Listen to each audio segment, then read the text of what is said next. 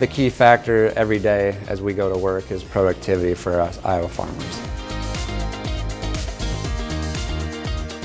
Hello and welcome to this edition of the State of Soy. I'm Aaron Putsey, and we're coming to you from the Iowa Soybean Association's annual delegate policy session, also a day when we're going to celebrate award winners in the soybean industry. And I'm visiting with Brent Swart. Brent serves as president of the Iowa Soybean Association, farms near Spencer, Iowa. And Brent, it's always a special time of year as we gather for our policy, our delegate session, as we take a look back on the year that was, but also we take a look ahead. In terms of what delegates, what topics are top of mind for farmers as we move out of 2024, what comes to mind? Well, there's a lot going on, right? And there's always a lot going on in the soybean industry. But, as we think about advocating for Iowa soybean farmers, we think about the challenges that lie ahead in profitability for our farmers and the things that affect that profitability, namely international marketing, finding new markets around the world, and the products that we use here domestically and export as well. We look at the biofuels policy. We look at used cooking oil and some of the things that are happening there. Consistency going forward, the RFS, some of those other things that we're working on. So we want to really provide a good direction for the organization and those that are working for us for the upcoming year. We do a lot of reflection, I think, at times like this. And, one thing that we heard this week during our meetings was just what's happened in the soybean industry, even over the last 100 years. I think we were told that 100 years ago, we were at 12 bushel an acre in Iowa. We were growing 120,000 bushels, and now here we are 100 years later, 600 plus million bushels in Iowa, 60 plus bushel an acre yield. As a farmer, what energizes you about that kind of progress in an industry that you care so much about? Yeah, it's really wild when we hear numbers like that, and there's a lot of operations across the state now that grow 120,000 bushels just on their operation, and you think back to 1924, and that's what we grew across the entire state.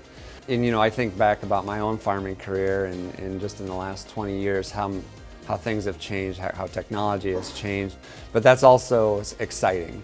For the future of the industry and how that can again drive forward, sustainability for our farms, productivity on our farms, and then the key factor every day as we go to work is productivity for us Iowa farmers. And now here we are celebrating 60 years as an Iowa Soybean Association. What are you proud of? Not just say the last 60 years, but also proud of where we're going. Yeah, we're definitely proud of the progress we've made, right? To think about all the people that came before us, not only farmers and directors, but also staff that have been working for us for the past 60 years as Iowa farmers.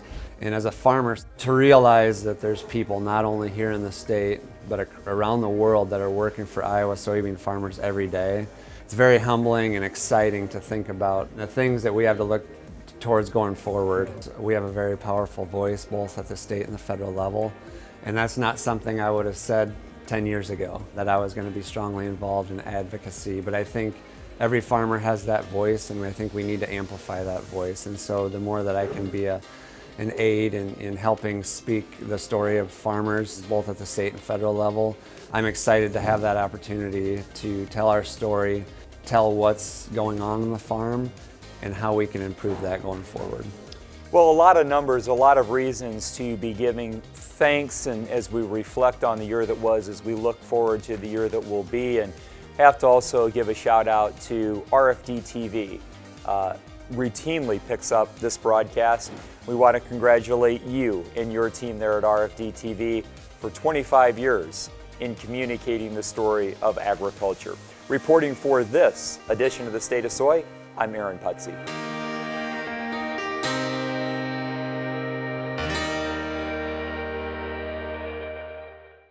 My name is Charlie Brunker, and my wife and I and our kids run Precision Ag, try to be on the cutting edge every time we can. We turned on FMH, Precision Ag, crop insurance. We harnessed what we're already doing, and we'll never look back.